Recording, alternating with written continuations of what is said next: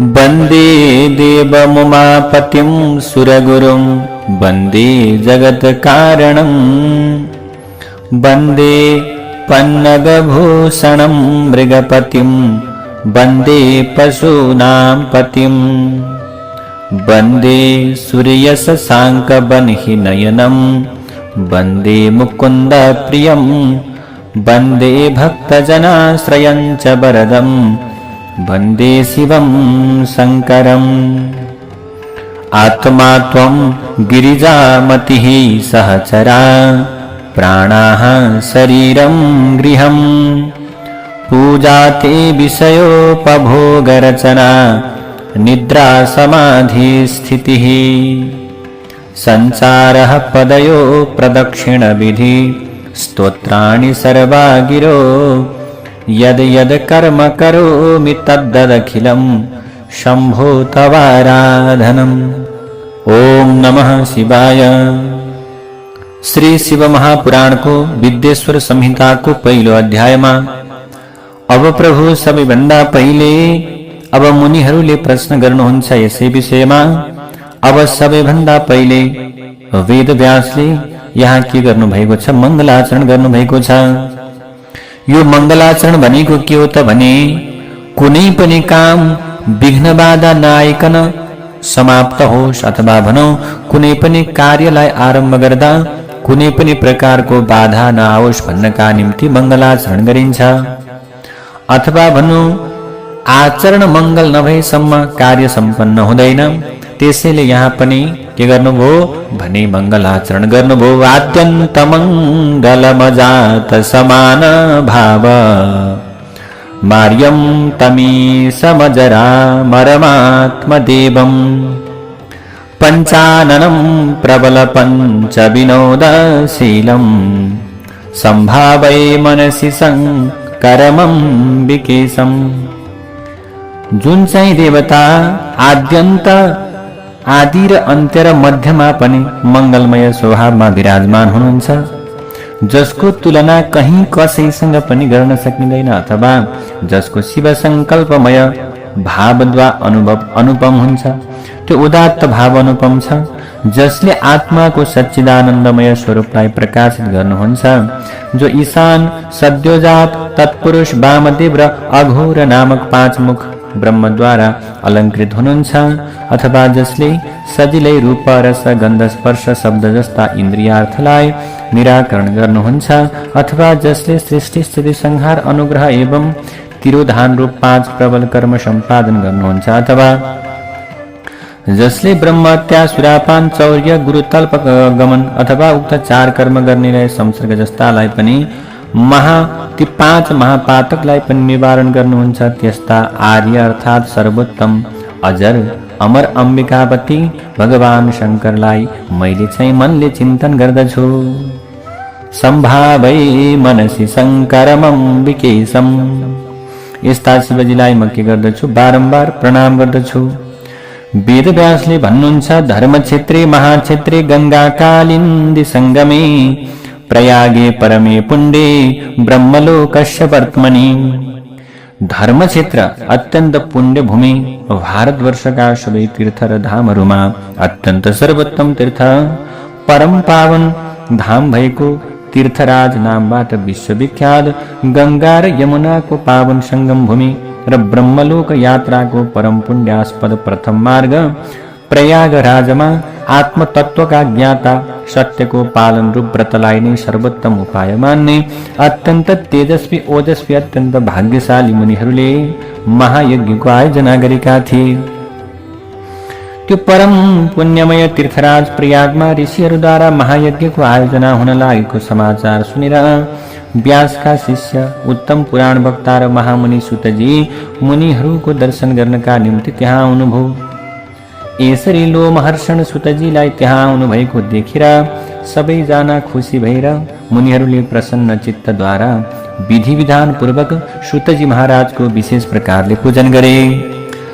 सूतजीको पावन दर्शन पाएपछि अत्यन्त प्रसन्न भएका उदारात्मा ती मुनिहरूले विनम्र भएर अञ्जली बाँधेर विधिपूर्वक प्रार्थना गर्दै भन्दछन्, ये सबै शास्त्रका ज्ञाता रोमहर्षण सुतजी, हजुरले जन्म जन्मान्तरमा गरेका उत्तम कर्मका कारण भगवान वेदव्यासबाट सम्पूर्ण पुराण विद्या अर्थसहित हजुरले के गर्नुभयो?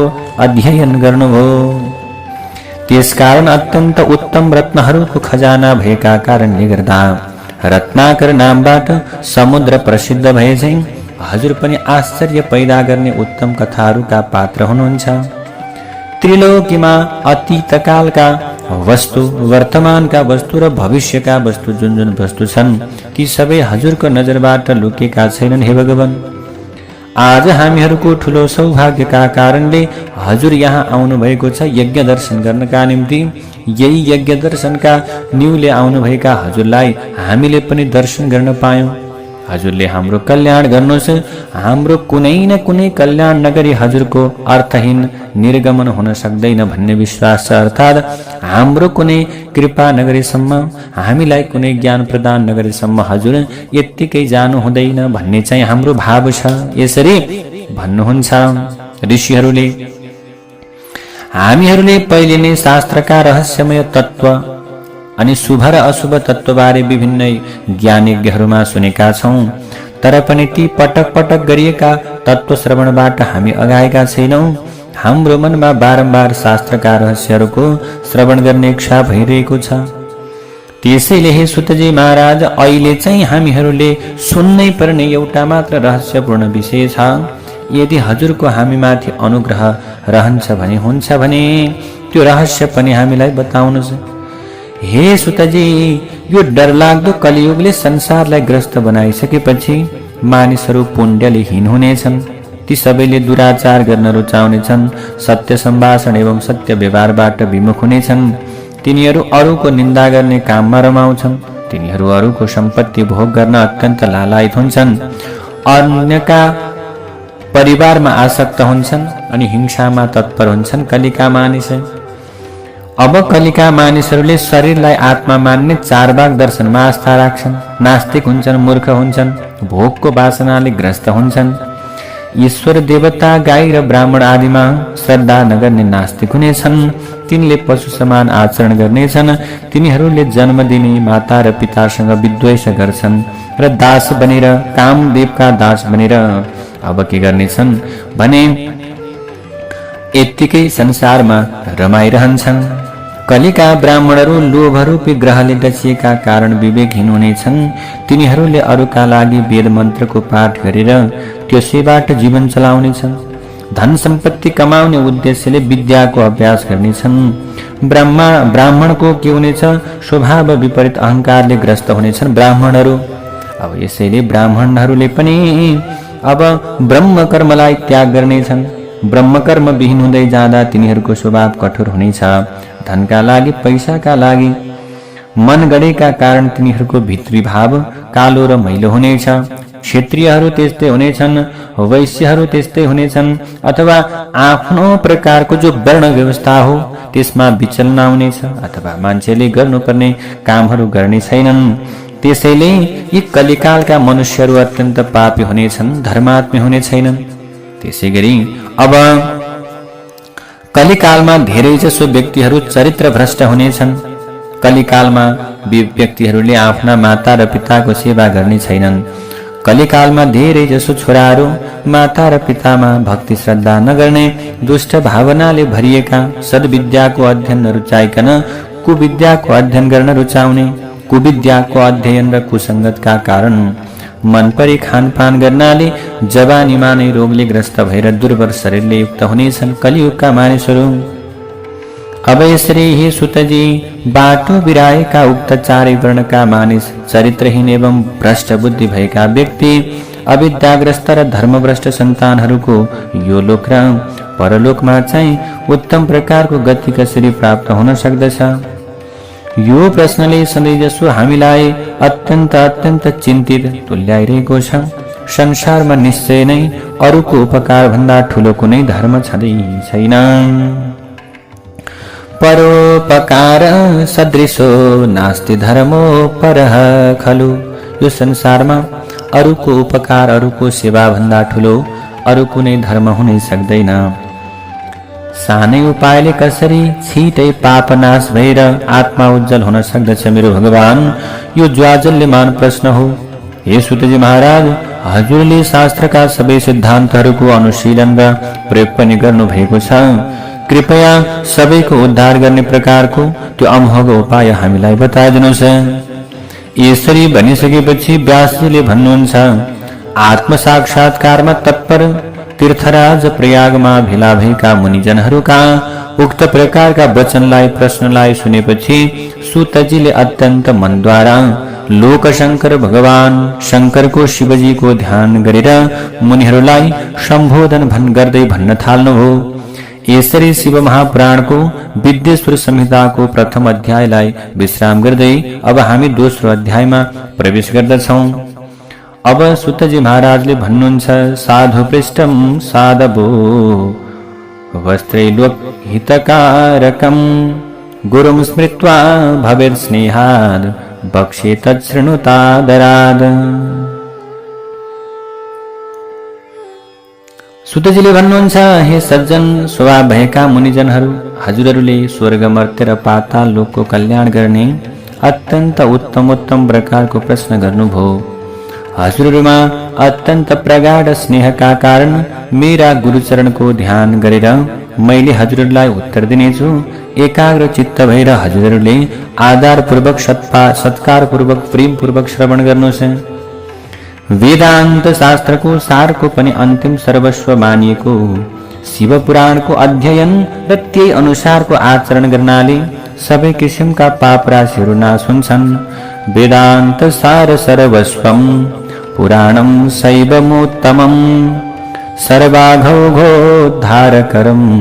परत्र परमार्थदम्। त्यसैले यो शिव महापुराणको कर्म गर्नाले मानिसहरूले मुक्ति प्राप्त गर्दछन्। कर्म ज्ञान र भक्तिको तीव्रताले सारांशमा शिव महापुराणले पाप राशिलाई नाश गर्छ र परलोकमा पनि मोक्षको प्रदान गर्दछ। यो महापुराण कलीको कालो मैलो पखाल्ने र धर्म अर्थ काम र मोक्ष प्रदान गर्ने हुँदा संसारमा प्रकाशमान छ। यसमा सर्वोत्तम शिव कृतिको वर्णन गरिएको छ। हे उत्तम ब्राह्मणहरू, पुराणहरूमा सर्वोत्तम मानिएको शिव महापुराणको अध्ययन मात्रै गर्नाले पनि मानिसहरू अन्त्यमा के हुन्छन्? उत्तम गतिमा प्राप्त हुन्छन्। यो संसारमा तबसम्म ब्रह्महत्या आदि महापाप लगायतका सबै पाप फैलिन्छन् जबसम्म शिव पुराणको उदय हुँदैन। यो संसारमा तबसम्म सबै शास्त्रहरू आफ्ना आफ्ना मतान्तरमा प्रस्तुत हुँदै परस्परमा विवादित हुन्छन् जबसम्म शिव महापुराणको उदय हुँदैन। यो संसारमा तबसम्म महापुरुषहरूका लागि पनि शिव तत्व दुर्बोध्य हुन्छ, जान्न नसकिने हुन्छ जबसम्म शिव महापुराणको उदय हुँदैन। यो चाहिँ संसारमा तबसम्म निर्दय यमदूतहरू भयरहित भएर निरन्तर भ्रमण गर्दछन् जबसम्म शिव पुराणको उदय हुँदैन। यो पृथ्वी तलमा तबसम्म अरू सबै पुराणहरू हामी नै अथवा यसरी पुराणहरूमा विवाद देखेर हामीहरू सन्देह हुन्छौं जबसम्म पृथ्वीमा शिव महापुराणको उदय हुँदैन। अब यो संसारमा पृथ्वी तलमा तबसम्म सबै मन्त्रहरू हामी नै महान लोकोपकार हौं भनेर गर्जन गर्दछन् जबसम्म शिव महापुराणको उदय हुँदैन। यो पृथ्वीमा तबसम्म शास्त्रीय सिद्धान्तहरू परस्पर विवादित भइरहन्छन् जबसम्म पृथ्वीमा शिव महापुराणको उदय हुँदैन। त्यसैले हे मुनिजनहरू, यो महान ग्रन्थ शिव महापुराणको गुणगान र श्रवण गर्नाले जति फल प्राप्त हुन्छ त्यसलाई समग्र रूपमा वर्णन गर्नका निम्ति म असमर्थ छु। शिव महापुराणलाई वर्णन त म कहाँ गर्न सक्छु र, तर पनि म शिव महापुराणका कथाको निरूपण र श्रवणको समग्र फल बताउन असमर्थ भए पनि मेरा आदरणीय गुरु वेदव्यासले मलाई जो प्राचीन समयमा शिव महापुराणको जे जति प्रकारको महिमा बताउनु भएको थियो मैले चाहिँ त्यो हजुरहरूलाई बताउँछु। हजुरहरू अत्यन्त मन लगाएर अत्यन्त ध्यानपूर्वक श्रवण गर्नुहोस्।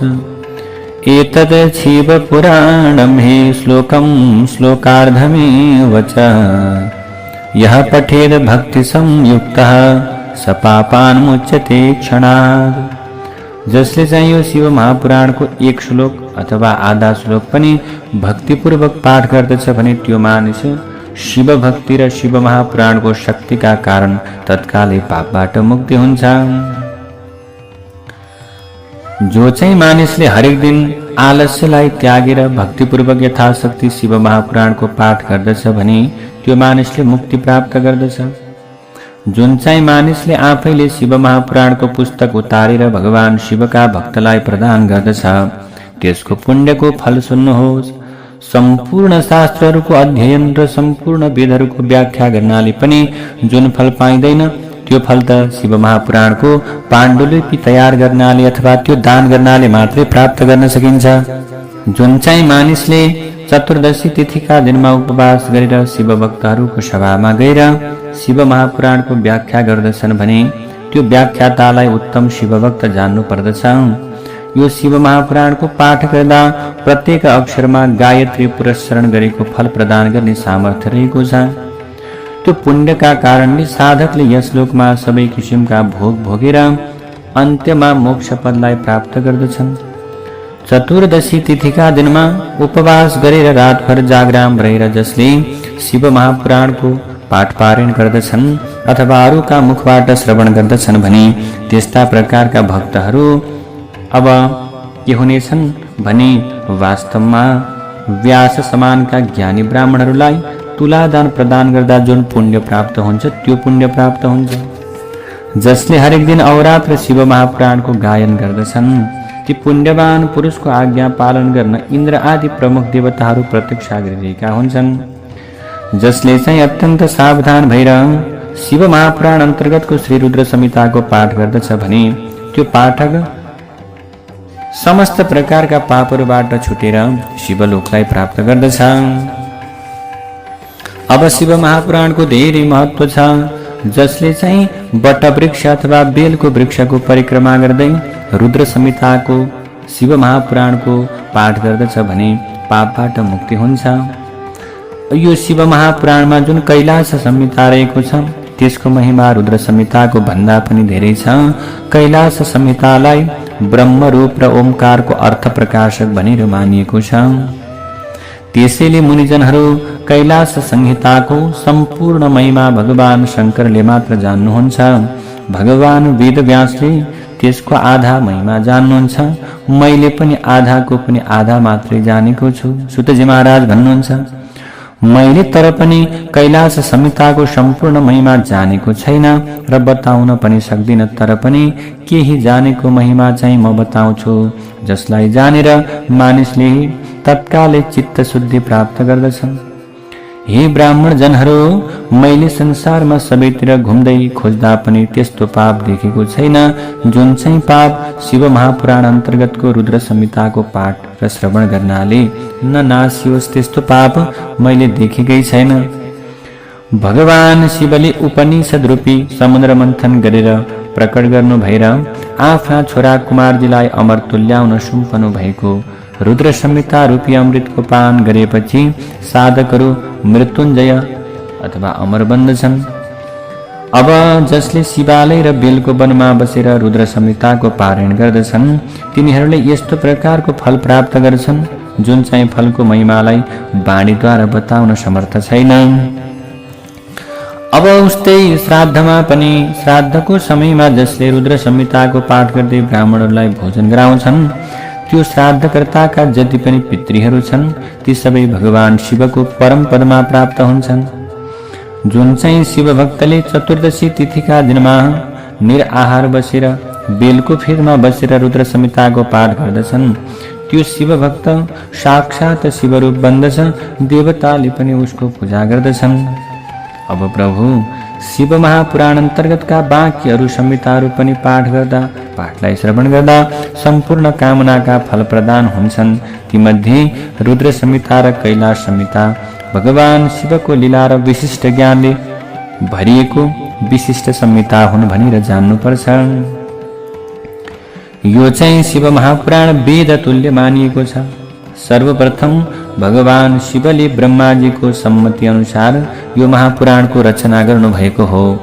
शिवजीले रचना गर्नुभएको शिव महापुराण अब विद्येश्वर संहिता, रुद्र संहिता, विनायक संहिता, उमा संहिता, मातृ संहिता, एकादश रुद्र संहिता, कैलाश संहिता, शतरुद्र संहिता, कोटि रुद्र संहिता, सहस्र कोटि रुद्र संहिता, वायवीय संहिता र 12 मा चाहिँ धर्म संहिता गरेर 12वटा संहिताले सम्पन्न थियो।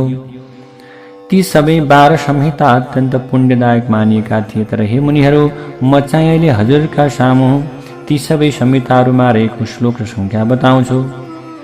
भगवान शिवद्वारा रचना गरिएको शिव महापुराणको पहिलो चाहिँ विद्येश्वर संहितामा 10,000, दोस्रोमा रुद्र संहिता, दोस्रो रुद्र संहिता, तेस्रो विनायक संहिता, चौथो उमा संहिता र पाँचौं मातृ संहितामा 8,000 श्लोक थिए। छैठौं एकादश रुद्र संहितामा चाहिँ 13,000 श्लोक थिए।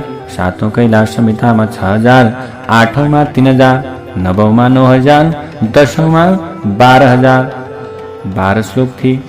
11औं वायव्य संहितामा 4,000 र 12औं धर्म संहितामा 12,000 श्लोक रहेका थिए। यसरी ती संहिताहरूका श्लोकहरूको संयोजन गर्दा जोड्दा प्राचीन शिव महापुराणमा 1,00,000 श्लोक रहेका थिए। भगवान शिवद्वारा रचित भएका 1,00,000 श्लोक संख्या भएको प्राचीन शिव महापुराणलाई छाटेर वेदव्यासले 7 संहिता र 24,000 श्लोक संख्या भएको अत्यन्त संक्षिप्त र चौथो शिव महापुराण बनाउनुभयो। प्राचीन कालमा सृष्टिको शुभारम्भ हुँदा भगवान शिवले संकल्प गर्नुभएको शिव महापुराण 100 करोड श्लोक संख्याले युक्त अनि पुराणहरूको क्रम संख्याको दृष्टिबाट अत्यन्तै विस्तृत थियो। त्यो दृष्टिबाट कालक्रमले त्यो बिर्सिँदै गयो। 1,00,000 श्लोक संख्या मात्र रहेको थियो। त्यसपछि द्वापर युगमा भगवान वेदव्यासले 18 पुराणहरूलाई संक्षिप्त तुल्याएर 4,00,000 संख्यामा परिणत गरेपछि वेदतुल्य शिव महापुराणलाई 24,000 श्लोक संख्या र 7वटा संहिता भएको बनाउनुभयो। व्यासद्वारा संक्षेपमा लेखिएको शिव महापुराणमा अहिले चाहिँ 7वटा संहिता रहेका छन्। तीमध्ये विश्वेश्वर संहिता, रुद्र संहिता, शतरुद्र संहिता, कोटि रुद्र संहिता, उमा संहिता, कैलाश संहिता र 7औंमा वायवीय संहिता। 7 संहिताले सहित भएको दिव्य शिव महापुराण वेद समान छ र यसले साधकलाई सर्वोत्तम प्रकारको गतिको प्रदान गर्दछ। जसले 7 संहिता भएको यो शिव महापुराणका सबै संहिताको आदरपूर्वक भक्तिपूर्वक पारायण गर्दछ भने त्यो चाहिँ भक्त जीवन मुक्त हुन्छ। वेद, धर्मशास्त्र, पुराण, इतिहास लगायतका सैकडौं तन्त्रहरूले यो शिव महापुराणको सानो कुला अंशको पनि बराबरी गर्न सक्दैनन्।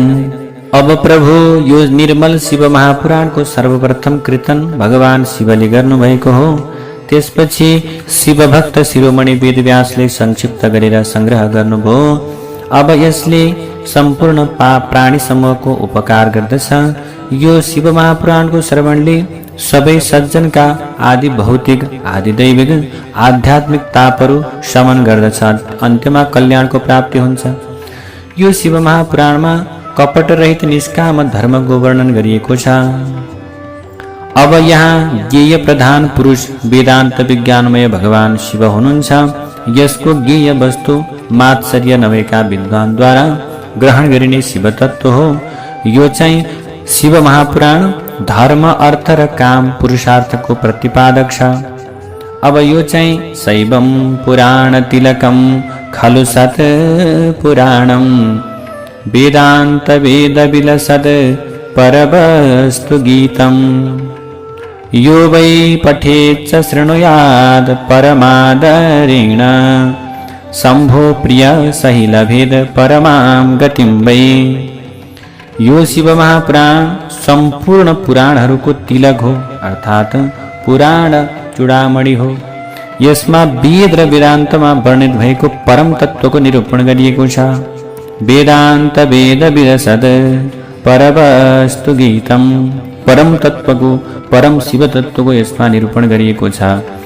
जुन चाहिँ भक्तले, जुन चाहिँ व्यक्तिले शिव महापुराणलाई आदरपूर्वक, प्रेमपूर्वक, श्रद्धा र भक्तिभावका पूर्वक पाठ गर्दछन् अथवा सुन्दछन् भने पनि यो वै पठेच्च शृणुयात् परमादरेण, पढ्छन् अथवा सुन्छन्, जे गरे पनि ध्यानपूर्वक भक्ति र प्रेमपूर्वक शिव महापुराणलाई सुन्छन् भने मात्रै पनि त्यो मानिस शम्भो प्रियः सही लभेत परमां गतिं वै।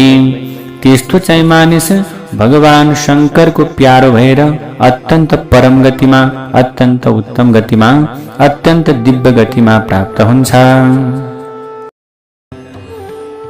ओम नमः शिवाय।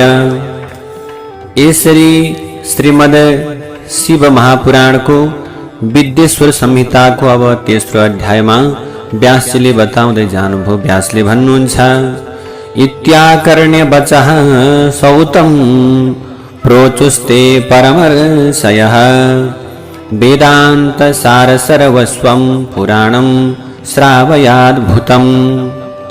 सुतजीका मधुर मधुर वचनलाई सुनेर ती सबै महर्षिहरूले भन्दछन्, हे सुतजी, अब हजुरले वेदान्त विद्याको सार सर्वस्वले परिपूर्ण र विचित्र प्रकारका महिमाले अनुप्राणित शिव महापुराणको कथा सुनाउने कृपा गर्नुहोस्। मुनिहरूको यस्तो प्रकारको विनम्र प्रार्थना वचनलाई सुनेर अत्यन्त प्रसन्न हुनुभएका सुतजीले भगवान शंकरको स्मरण गर्दै भगवान शंकरलाई सम्झिँदै मुनिहरूलाई लक्षित गरेर भन्न लाग्नुभयो। सुतजी महाराजले भन्नुहुन्छ, शृण्वन्तु ऋषयः सर्वे स्मृत्वा शिवमनामयं पुराण प्रवणं शैवं पुराणं वेदसारजम्। हे मुनिहरू, हजुरहरू रोग र शोकले रहित मंगलमय भगवान शिवको ध्यान गरेर वेदको सार सर्वस्व खिचेर बनाइएको पुराण शिरोमणि शिव महापुराण सुन्नुहोस्। यो शिव महापुराणमा भक्ति, ज्ञान र वैराग्य यी तीन प्रकारका तत्त्वको प्रीतिपूर्वक के गरिएको छ, गायन गरिएको छ। यत्र गीतम त्रिकम प्रीत्या भक्ति ज्ञान विरागकम। विशेष गरी शिव महापुराणमा भक्ति, ज्ञान र वैराग्य नामक तीन तत्त्वको अत्यन्त प्रीतिपूर्वक गायन गरिएको छ र जसमा वेदान्तबाट जानिने ब्रह्मरूप सत्य वस्तुको निरूपण गरिएको छ। हे मुनिजनहरू, हजुरहरू वेदको सार तत्त्व खिचेर तयार गरिएको यो शिव महापुराणलाई के गर्नुहोस्, श्रवण गर्नुहोस्। धेरै समय पहिले समयको गतिको क्रममा अनेकौं कल्पहरूको आरम्भ र अवसान हुँदै हुँदै गर्दा वर्तमान कल्प उपस्थित भयो र सृष्टि कर्म पनि प्रारम्भ गरियो। छ थरी उत्तम कुलका अर्थात् षट्कुलीन मुनिहरू परस्पर विवाद गर्दै अमुक वस्तु उत्तम छ, यो वस्तु उत्तम छ अथवा यो छैन भन्न थाले।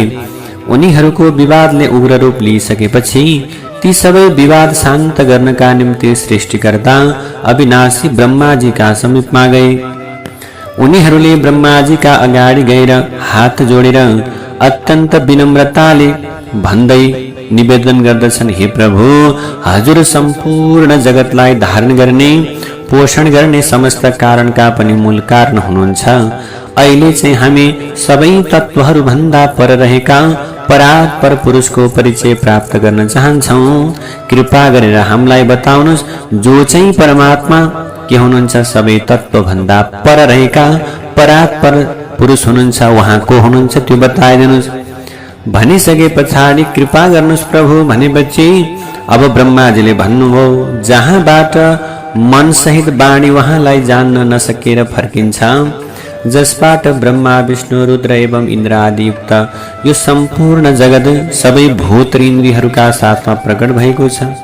ती देवताका पनि देवता महादेव सर्वज्ञ हुनुहुन्छ।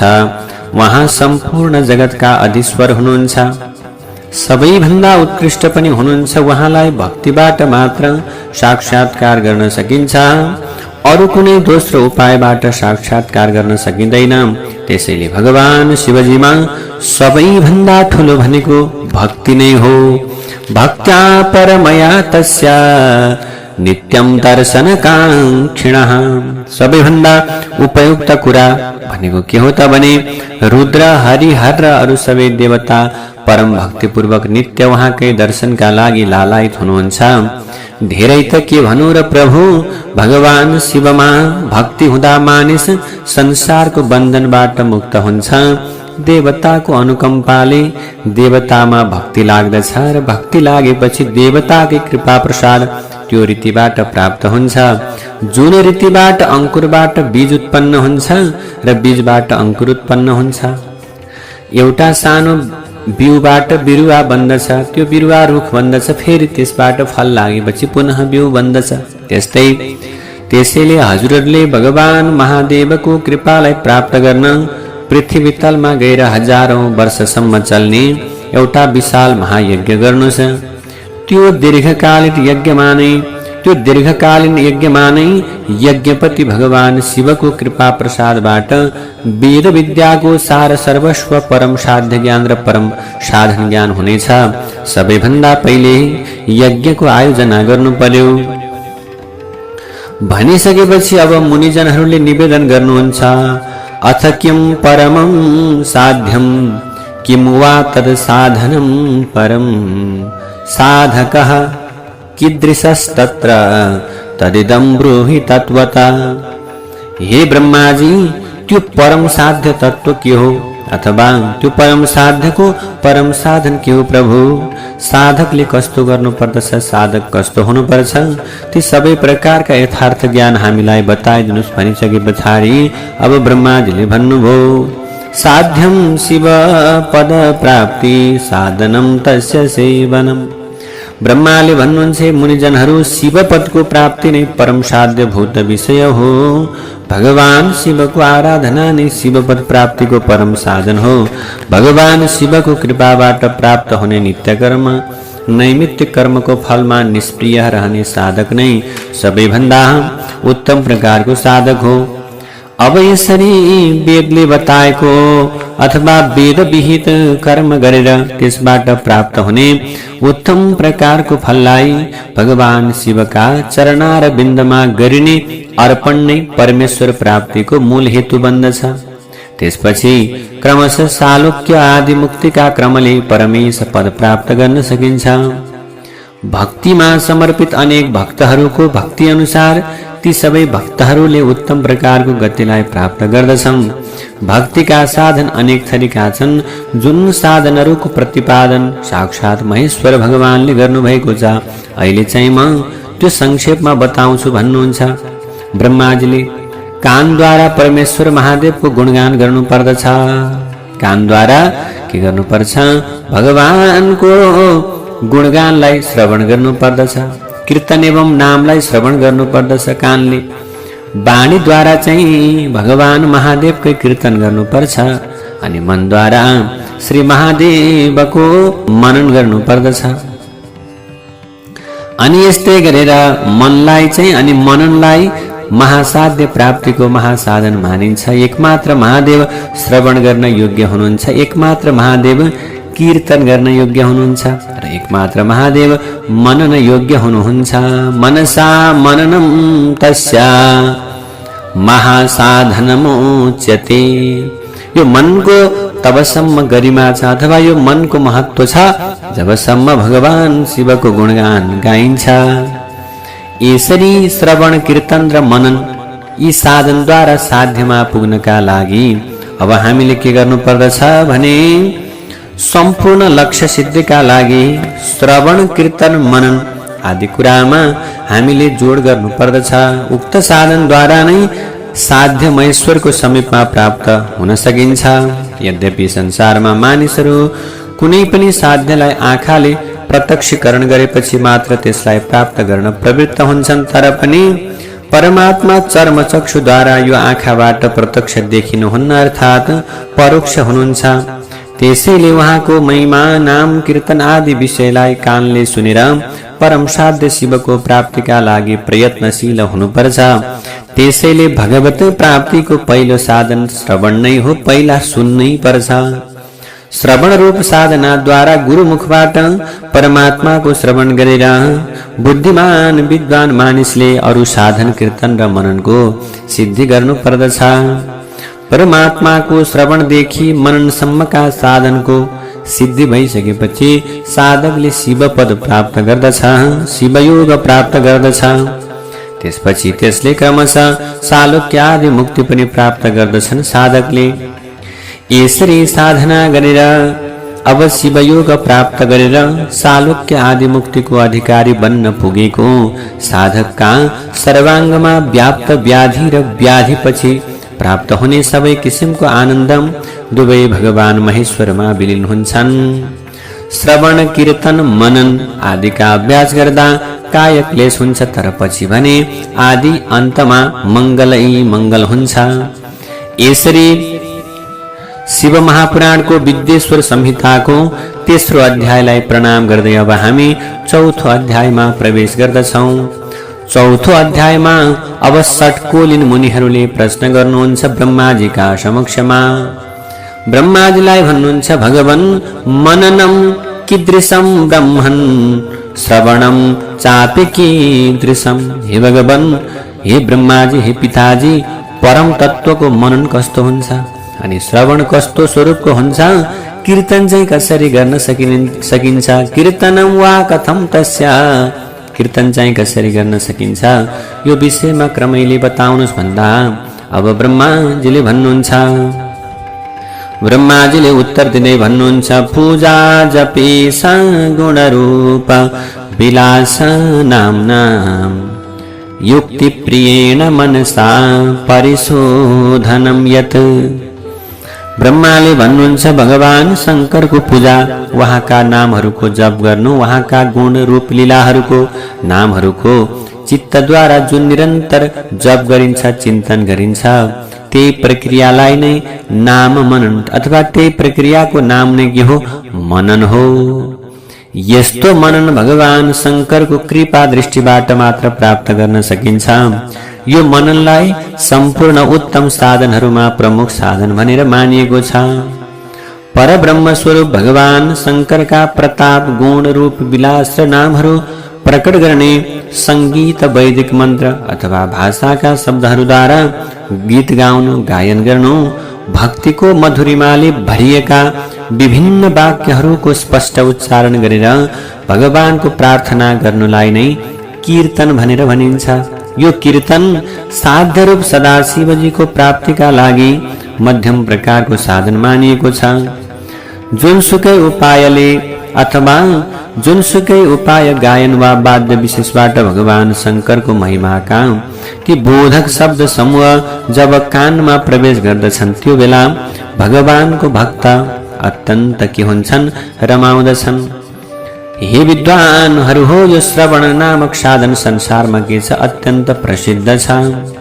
सर्वप्रथम भगवानका भक्त सज्जनहरूको संगतबाट भगवान शंकरका नामहरूको श्रवण हुन्छ। सबैभन्दा पहिले भगवान शंकरका नामको श्रवण हुन्छ। त्यो श्रवण भइसकेपछि भगवान शिवका गुणहरूको कीर्तनमा मन जान्छ, रुचि हुन्छ। श्रवण र कीर्तनबाट तन्मयता भइसकेपछि सर्वोत्तम साधन मनन पनि सम्पन्न हुन्छ। यी तीनवटै साधन अर्थात् श्रवण, कीर्तन र मनन भगवान शंकरको कृपा दृष्टि प्राप्त भएपछि सिद्ध हुन्छन्। अब सुतजी महाराजले भन्नुहुन्छ, मुनीश्वरहरू, यस्ता साधन महिमाको चर्चा गर्ने सन्दर्भमा म हजुरहरूका लागि एउटा पुरानो वृत्तान्त सुनाउँछु, मन लगाएर सुन्नुहोस्। अब यसरी सुतजीले भन्नुहुन्छ, पुरा मम गुरुर्व्यासः पराशर मुनि सुतः तपश्चचार सम्भ्रान्तः सरस्वत्यास्तटे शुभे।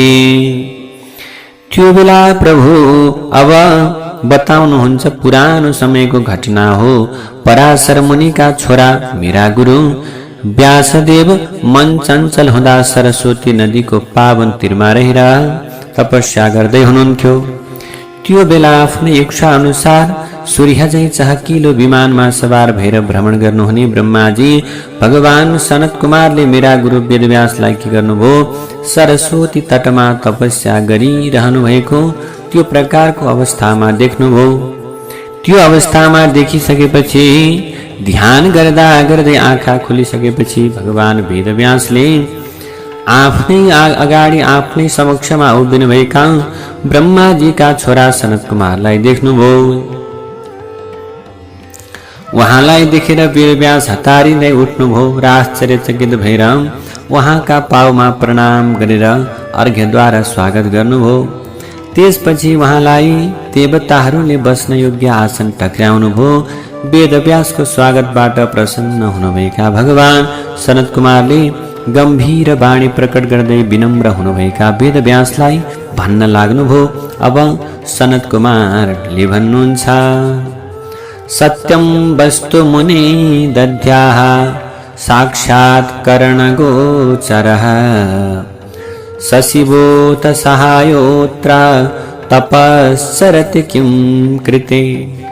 हे मुनिवर वेदव्यास, हजुर सत्य सनातन शिवको हृदयले ध्यान र चिन्तन गर्नुहोस्। त्यो बेला सनातन शिवले इन्द्रिय गोचर भएर हजुरलाई सघाउनु हुनेछ, सहयोग गर्नुहुनेछ। तसर्थ हजुर यहाँ किन तप गर्दै हुनुहुन्छ? यसरी सनत कुमारले प्रश्न गरिसकेपछि वेदव्यासले आफ्नो भित्री भाव प्रकट गर्दै भन्नुभयो, ये सनत कुमार भगवान, वैदिक सनातन धर्मको परम्परामा धर्म अर्थ काम र मोक्षलाई निकै नै के गरिएको छ, सम्मान गरिएको छ। मैले हजुर जस्ता ज्ञानी पुरुषहरूको कृपाले समाजमा अनेक रूपमा उक्त 4 पुरुषार्थको स्थापना गर्दै आएको छु। यसरी धर्म अर्थ काम र मोक्ष नामक पुरुषार्थको प्रतिष्ठा गराउने म सबैको गुरु मानिएको छु। तर पनि म भित्र मुक्तिका लागि साधन मानिएका विषयको ज्ञान अझै पनि उदाउन सकेको छैन। यसको कारण म आफैले जान्न सकिरहेको छैन। यो त ठूलै आश्चर्यको विषय हो। यसको कारण म आफै जान्न सकेको छैन प्रभु। यसको मुक्तिको साधन के हो भन्ने कुरा ठम्म्याउन नसके पनि मुक्तिका लागि तपस्या गरिरहेको छु। जब वेदव्यासले ज्ञानी सनत कुमारका सामु आफ्नो समस्या राखेर समाधानका लागि प्रार्थना गर्नुभयो, त्यो बेला ब्रह्मकर्म समर्थ महामुनि सनत कुमारले पनि निश्चित रूपमा मुक्तिको कारण बताउँदै भन्नुभयो, हे वेदव्यास, भगवान सदाशिवका गुण कथा र नामको श्रवण, तिनको कीर्तन, तिनैको मनन, यी 3 तत्व नै मुक्तिका सबैभन्दा वेद सम्बद्ध अत्यन्त मार्गहरू हुन्। अत्यन्त के हुन् भने त्यो प्रकारको मार्गलाई देखाउने ती प्रकारका वस्तु हुन्। अब भन्नुहुन्छ ब्रह्माजीले, हे वेदव्यास, पहिले कुनै समयमा म पनि मुक्तिको प्राप्तिको उपयुक्त साधन के हुन सक्छन् भन्ने तर्क उठेरका कारण मनमा अरू साधनहरूको छानबिन गर्ने क्रममा भ्रान्तिमा परे। त्यसपछि चाहिँ म मन्दराचल पर्वतमा गएर तपस्या गर्न थाले। मेरो तपस्या थाहा पाएर भगवान शिवले आफ्ना वाहन नन्दकेश्वरलाई मन्दराचलमा जानका निम्ति आज्ञा दिनुभयो। त्यसपछि भगवान शिवको आज्ञाले भगवान नन्दकेश्वर मेरा सामु आउनुभयो। सर्वैश्वर्य सम्पन्न अनि दयालु, सकल साक्षी र शिवगणका नायक भगवान नन्दकेश्वरले मलाई स्नेह गर्दै अब के गर्नुस् त भने मुक्तिको उत्तम साधना निर्देश गर्नुस् भनेर न भगवानलाई अत्यन्त प्रकारले स्नेह प्रकारले के गर्नुभयो त भने प्रार्थना भयो। त्यसपछि अब नन्दकेश्वरले मलाई स्नेह गर्दै मुक्तिका उत्तम साधनको उपदेश गर्ने क्रममा भन्नुभयो, हे ब्रह्मन, परमात्मा भगवान शिवले मलाई आज्ञा दिँदै भन्नुभएको छ कि मुक्तिका लागि श्रवण, मनन र कीर्तन यी 3 साधनहरू सर्वोत्तम उपाय हुन्। त्यसैले म भगवान शिवजीको निर्देशन अनुसार हजुरलाई भन्दछु कि श्रवण, कीर्तन र मनन यी 3वटा उपाय वेद सम्मत मुक्तिका साधन हुन्। हजुर बारम्बार यिनै साधनहरूको अभ्यास गर्नुहोस्। यसरी वेदव्यासलाई उपदेश दिएर ब्रह्माजीका मानस पुत्र परम ज्ञानी सनत कुमार आफ्ना अनुयायीहरू सहित विमानमा सवार भएर मन्दराचल पर्वतबाट के गर्नुभयो त आफ्नो परम रमणीय धाममा त्यो ठाउँमा जानुभयो। यसरी मैले प्राचीन समयमा घटित भएको उक्त घटना संक्षेपमा वर्णन गरेँ। अब मुनिहरूले भन्नुहुन्छ, सुतजी, हजुरले हाम्रा सामु मुक्तिका साथै अथवा मुक्तिका लागि श्रवण, कीर्तन र मनन यी 3वटा उपाय बताउनु भयो। तर पनि जुन चाहिँ साधक श्रवण, कीर्तन र मनन गर्न असमर्थ हुन्छ भने त्यो चाहिँ साधक कसरी संसार सागरबाट मुक्त हुन्छ? त्यसको साधक कुन कुन उपाय अवलम्बन गर्नाले बिना प्रयत्न अब त्यो प्रकारले प्राप्त हुन सक्दछ, सजिलै मुक्ति हुन सक्दछ? र यो प्रकारको उपायले भगवान शिवजीको अत्यन्त सुन्दर प्रकारले उपासना गर्नुपर्दछ। त्यसैले श्रवण मनन र कीर्तन यी तीनै प्रकारका उपाय गर्न असमर्थ व्यक्तिले चाहिँ कसरी भगवानको कृपालाई प्राप्त गर्न सक्छन्, कसरी मुक्ति हुन सक्छन् भनिसके पछाडि अब सुतजी महाराजले भन्नुहुन्छ, श्रवणादि त्रिके सक्तो लिङ्गम बेरम च शाङ्करम संस्थाप्य नित्यमभ्यर्च्य तरेत संसार सागरम। सुतजीले भन्नुहुन्छ, मुनिजनहरू जुन चाहिँ साधकले शिवका नाम आदिको श्रवणमा, कीर्तनमा र मननमा असमर्थ हुन्छ त्यस्तो व्यक्तिले शिवलिङ्ग र शिव प्रतिमाको स्थापना गरेर नित्य प्रकारको पूजा आराधना गर्दछ भने त्यो चाहिँ संसार सागरबाट पार तर्दछ। साधकले आफ्नो शक्ति अनुसार छलकपट नगरी भगवान शिवको शिवलिङ्गमा प्रतिमामा द्रव्य भेटी अर्पण गर्नुपर्छ। यथाशक्ति धन द्रव्य शिवलिङ्ग र शिव प्रतिमाको पूजा सम्भारका लागि अर्पण गर्नु र नित्य भगवान शिवको पूजालाई अनि आराधनालाई निरन्तरता दिनु। शिव मन्दिरमा शिवलिङ्ग र शिव प्रतिमाको पूजा सञ्चालन गर्ने सन्दर्भमा भक्तिपूर्वक मन्दिरमा मण्डप, पीठ, गोपुर, तीर्थ, मठ एवं क्षेत्रको व्यवस्था गर्नुपर्छ र समय समयमा भक्तिपूर्वक उत्सव अनि उत्सवहरू महोत्सवको आयोजना गर्नुपर्छ। भगवान शिवको पूजा गर्दा भक्तिपूर्वक वस्त्र, चन्दन, माला, धूप, दीप, अनेक थरीका अन्न, मालपुवा, कचौरी, नाना थरी प्रकारका नैवेद्य र व्यञ्जनहरू भगवानलाई अर्पण गर्नुपर्छ।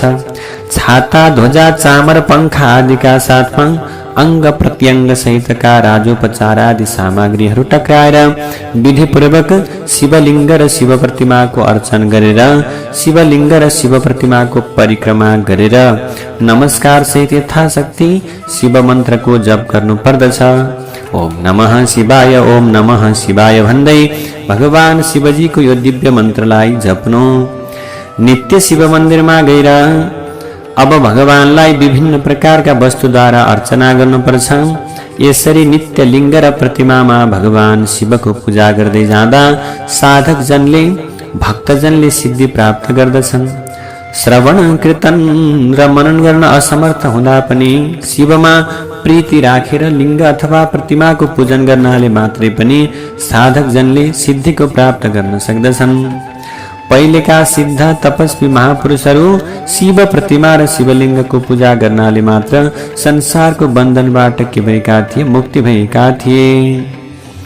अब भनिसकेपछि मुनिहरूले सोध्नुभयो, सुतजी जहाँ सुकै देवताहरू प्रतिमामा मात्र पूजिन्छन् तर भगवान सदाशिव लिङ्ग र प्रतिमा दुवैमा किन पूजिने हुन्छ, यो प्रकारको कुरा मलाई बताइदिनु पर्यो। सौनकजीका यस्ता प्रकारका कुरालाई सुनेपछि सुतजी महाराजले भन्नुहुन्छ, हे मुनिन्द्र जन हो, हजुरहरूको यो प्रश्न निकै निकै पुण्यदायक र अद्भुत पनि छ। यो प्रश्नको सटीक उत्तर दिने वक्ता भगवान शिव बाहेक अरू को नै हुन सक्छ र अर्थात् कुनै पनि पुरुषले यो प्रकारको प्रश्नको उत्तर दिन सक्दैन।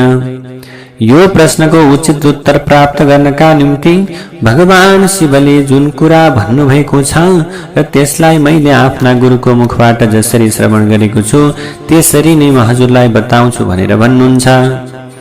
अनेकौं देवताहरू मध्ये एउटा चाहिँ मात्र देवता भगवान शिवजी ब्रह्म रूप हुनुभएकाले निष्कल अर्थात् निराकार नामबाट भगवान शिवजी अथवा भगवान सम्बोधित हुनुहुन्छ। उहाँ समय समयमा प्रकट भएर रूपवान पनि हुनुहुने भएकाले उहाँलाई सकल अर्थात् कला सहितका साकार देवता पनि अथवा उहाँलाई के भनिन्छ, साकार कला सहितका देवता पनि भनिन्छ। यसैले भगवान शिव सकल अर्थात् कला सहित हुनुभएको साकार देवता हुनुहुन्छ र निष्कल अर्थात् कला रहित हुनुभएकाले निराकार देवता पनि हुनुहुन्छ। यसैले शिवजी निष्कल र सफल अथवा निष्कल र सकल दुवै हुनुहुन्छ। भगवान शिव निराकार हुनुभएकाले उहाँको पूजा आराधनाको आधारभूत लिङ्ग पनि निराकार नै हुने गर्दछ। भनाइको आशय के हो भने शिवजीको स्वरूपको प्रतीकका रूपमा शिवलिङ्ग रहेको छ। यसै गरेर भगवान शिव जटा पिनाकधारी सर्पमाला विभूषित बाघाम्बर लगाउने त्रिशूलधारी चन्द्रमौली नीलकण्ठ र भस्म विभूषित शरीरले सुहाउनु भएको साकार देवता हुनुभएकाले सकल पनि हुनुहुन्छ। उहाँ साकार पनि हुनुभएकाले उहाँको पूजाको आधारमा प्रतिमा वा मूर्ति साकार नै हुने गर्दछ। अर्थात् शिवको साकार प्रतिमा उहाँको साकार स्वरूपको प्रतीक हो। सकल र निष्कल यी दुई स्वरूपका आफ्नै के छन् विशेषताहरू रहेका छन्। यी आफ्ना आफ्नै विशेषता वैशिष्ट्यता छन्। समस्त प्रकारका अंग प्रत्यंग आकार सहितको शिवको स्वरूपलाई साकार वा सकल भनिन्छ भने समस्त अंग प्रत्यंग र आकार नभएको शिवको स्वरूपलाई निराकार वा निष्कल भनेर भनिन्छ। अब यसरी निष्कल भनेर भनिन्छ। भगवान शिव साकार र निराकार दुवै थरी स्वरूपलाई धारण गर्ने विशिष्ट देवता हुनुभएकाले उहाँ ब्रह्म शब्दबाट वाचन गरिने परमात्मा हुनुहुन्छ। भगवान शिव परब्रह्म रूप हुनुभएकाले भक्तहरूले शिवको मूर्तिमा प्रतिमामा दुवैमा उहाँको पूजा गर्दछन्। अरू देवताहरू ब्रह्मरूप नहुँदा तिनीहरू निष्कल अथवा निराकार भएकाले तिनको लिङ्गमा पूजा हुँदैन। तिनीहरूको पूजा त प्रतिमामा मात्र हुने गर्दछ। अरू देवताहरू जीवरूप भएकाले तिनीहरूको पनि प्रतिमामा पूजा हुने गर्दछ।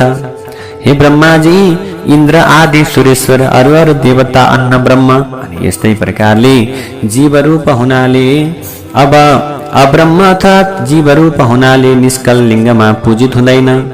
ब्रह्मादि सुरेश्वर एवं अरू सबै देवताहरू सकल वा साकार हुनाले प्रतिमामा मात्र पूजित हुन्छन्, किनकि शंकर बाहेक सबै देवता जीवरूप हुन्। भगवान शिव निष्कल ब्रह्मरूप हुनुभएकाले ब्रह्मरूप ओमकारमा पनि उहाँ प्रकाशित हुनुहुन्छ भने अब यस्तो प्रकारको कुरा वेदान्त शास्त्रको निचोड नै रहेको छ। यसरी यसै विषयमा ब्रह्माजीका छोरा सनत कुमार मुनिले मन्दराचलमा गएर नन्दिकेश्वरसँग गर्नुभएको प्रश्न थियो। यसरी प्रश्न गर्नुभएको थियो। सनत कुमारले भन्नुभयो, नन्दिकेश्वर, भगवान शिव बाहेक अरू देवताको जहाँसुकै प्रतिमामा मात्र पूजा हुने कुरा देखिएको छ र सुनिएको छ। भगवान शिवको पूजामा भने लिङ्ग र प्रतिमा दुवै आधार देखिन्छन्। तसर्थ हे कल्याणकारी नन्दिकेश्वर, अरू देवता र भगवान शिवको पूजा गरिने आधारमा अन्तर हुनुको रहस्य मलाई बताउनुहोस्। त्यसपछि नन्दिकेश्वरले भन्नुभयो, यो प्रश्नको उत्तर दिन सकिँदैन। शिवलिङ्ग ब्रह्मरूप भएकाले यो प्रश्नको रहस्यमय छ र गोपनीय पनि छ र अथवा यो अत्यन्त रहस्यमय रहेको छ। अब चाहिँ नन्दिकेश्वरले भन्नुहुन्छ, अनुत्तरमिमं प्रश्नं रहस्यं ब्रह्म लक्षणं। नन्दिकेश्वरले भन्नुभयो, यो प्रश्नको उत्तर दिन सकिँदैन। शिवलिङ्ग ब्रह्मरूप भएकाले यो प्रश्न रहस्यमय छ। हे महर्षि, उक्त प्रश्न ब्रह्म परक र गोपनीय भएकाले उत्तर योग्य नभए पनि हजुर भक्तिभावले ओतप्रोत निष्पाप ब्रह्मर्षि हुनुभएकाले भगवान शिवले उपदेश गर्नुभए अनुसार म हजुरलाई उक्त प्रकारको सम्बन्धमा आफूले जाने अनुसार बताउँछु। शिवजी ब्रह्मरूप हुनुभएकाले र निराकार हुनुभएकाले उहाँको पूजा निराकार लिङ्गलाई आधार बनाइन्छ। उहाँको पूजामा, भगवान शिवजीको पूजामा यसरी निराकारको पूजा निराकार लिङ्गमा गर्नु वेद सम्बद्ध विषय हो। शिवजी साकार पनि हुनुभएकाले उहाँ चाहिँ साकार एवं निराकार दुवै स्वरूपमा प्रकाशित हुनुहुन्छ। त्यसैले साकार शिवको पूजामा साकार विग्रह प्रतिमालाई आधार बनाउनु लोक सम्बन्ध विषय हो। शिवजी बाहेक अरू देवताहरू जीवरूप र साकार भएकाले जहाँसुकै ती देवताहरूको पूजामा प्रतिमालाई आधार बनाउनु वेदको निर्णयको अनुकूल भनेर ठहरिन्छ। देवताहरूको आविर्भाव हुँदा यिनीहरूको अथवा तिनीहरूको साकार स्वरूप हुने गर्दछ र भगवान शिवको पूजामा लिङ्ग एवं प्रतिमा आधार हुने कुरा भगवान शिवको स्वरूप दर्शनबाट पनि अवगत गर्न सकिन्छ। तब तत्त्वं न जानामि कीदृशोऽसि महेश्वर, यादृशोऽसि महादेव, तादृशाय नमो नमः।